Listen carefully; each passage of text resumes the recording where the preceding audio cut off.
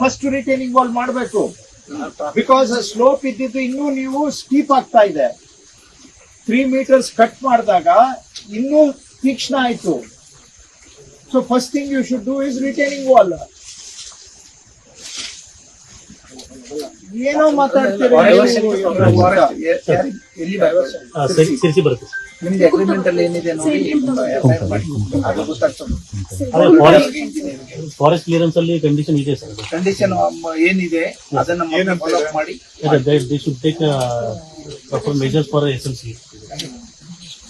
retention wall and all. ನೀವು ನೋಡೋದು ಇಲ್ಲ, ಅವ್ರಿಗೆ ಕೊಟ್ಕೊಂಡ್ರೆ ಸುಮ್ಮನೆ ಕೊಟ್ಕೊಳ್ರಿ. ಎಷ್ಟು ಮರ ಹೋಯ್ತು ಈಗ?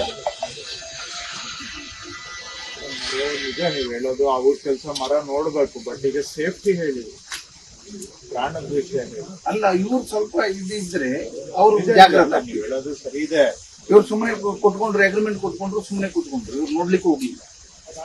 ಇವರು ನೋಡ್ಬೇಕಲ್ಲ, ಸುಮ್ಮನೆ ಅಲ್ಲಿಂದ ಇಲ್ಲಿವರೆಗೆ ನೋಡಿ ಏನಾಗಿದೆ ಏನು. ಸುಮ್ಮನೆ ನೆಪ ಹೇಳ್ತೀರಿ ಇವ್ರೆ. ನಿಮ್ಗೆ ಅಲ್ಲಿ ಏನಾಗಿದೆ ನಿಮ್ಗೆ ಯಾರು ಹೇಳೋರಿಲ್ಲ. ಯಾರ ತರ ಕಮ್ಮಿ ಇದೆ ಬರುತ್ತೆ. ಹೇಳೋರಿಲ್ಲ, ಕೇಳೋರಿಲ್ಲ. ನಿಮ್ಗೆ ನೀವು ಮಾಡಿದ್ದೆ ಕೆಲಸ.